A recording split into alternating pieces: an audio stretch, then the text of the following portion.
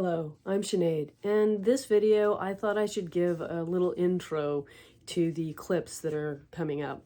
I've been working on repairing my Kestner porcelain doll, and these are the progress along the ways in which I patched where she's had a chunk of porcelain broken out, and the piece that was lost. So she had a piece missing from the edge of her head, and at my efforts at fixing this. She's a doll that belonged to my grandmother's older sister, and I, for sentimental reasons, wanted to repair her and put her back to, well, I guess not back to, but improve her appearance, as it were. Anyway, it didn't go as planned, and you'll see why. All right, I have been suffering from the whole I don't want to use that material to do this repair, and I can't face it, so I've been avoiding it. So I'm going to try paper clay instead. I still have some residual from when I put purple in there. The other material, the Durham's,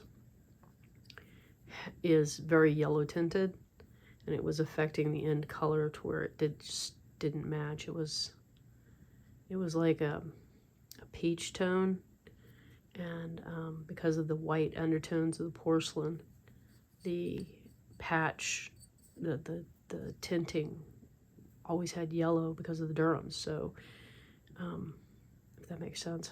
I think I may have gotten lost somewhere along the way there.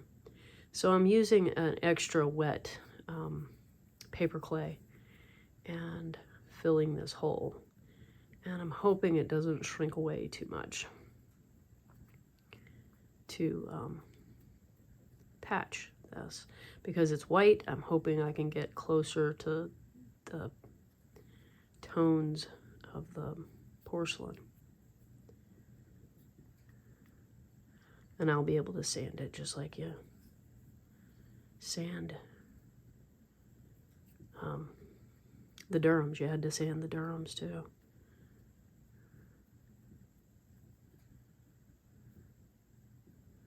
And if I get this in here and it dries and it doesn't want to stay, which is probably what's going to happen, it'll come out, and I can use a school glue, a PVA, to put it back in place.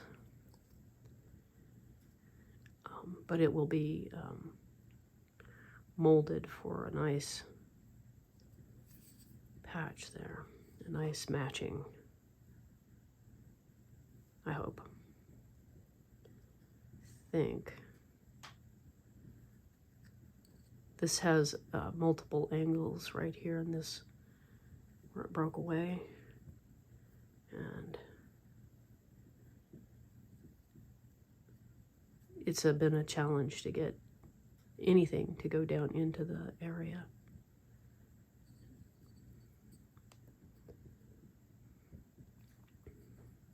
I just realized I didn't turn my light on in here, so I hope this isn't too dark. I feel like we need more material back here.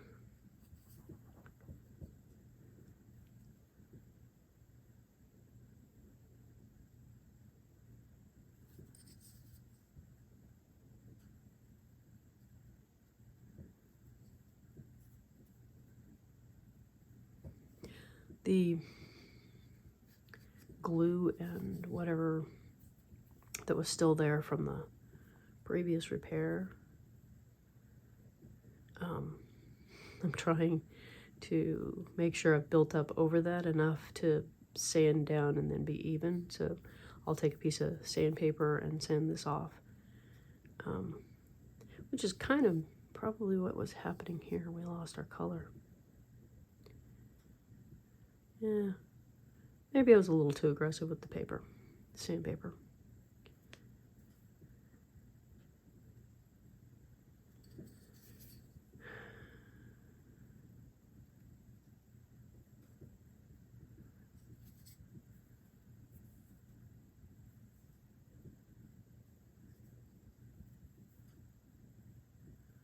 And this is an area I always have problems with, is I'm making sure it's got enough depth there. I think the first time I tried filling this, it was concave. I mean, or it was lower. This part was lower than this part.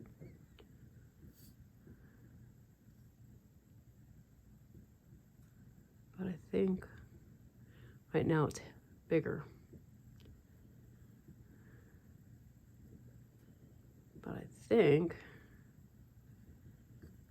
I'd actually kind of like it if it did pop out, because then you could do some aggressive sanding without worrying about hitting the porcelain.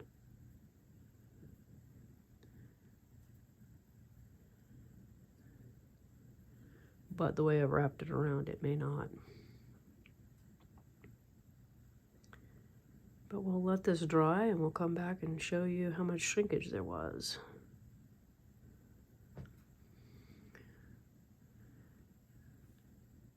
I want to give a little update here. This paper clay was dry this morning, and there were, let's see, dips. I don't know if you can see that, right? There's still a little bit of one right there. So I filled in to try and take the dip out, and added a little more clay in the hollow spots so that it was just going to be easier to sand when it finally is dry, but it's not pulling away from the head like I thought it might. So that's where we're at right now. So I'm about to get started on a tutorial, but I wanted to give an update here before I moved on the way that the paper clay worked. It did not shrink. I've got sealant applied to it. That's what the kind of shine is going on there. But it was much, much easier to sand than the Durhams. And it blended in really nicely, this complicated spot right here. I managed to get that to blend right in. Anyway, I'm really happy with having used the paper clay on this. So I went back today because I was not happy with the way that the sealant was working, and I took the sealant off. In the process of taking the sealant off, I removed the paper clay in places so that it had a dip. I've gone back and added back in and tried to feather the paper clay another layer in there. The sealant was just too plastic. It did not look right.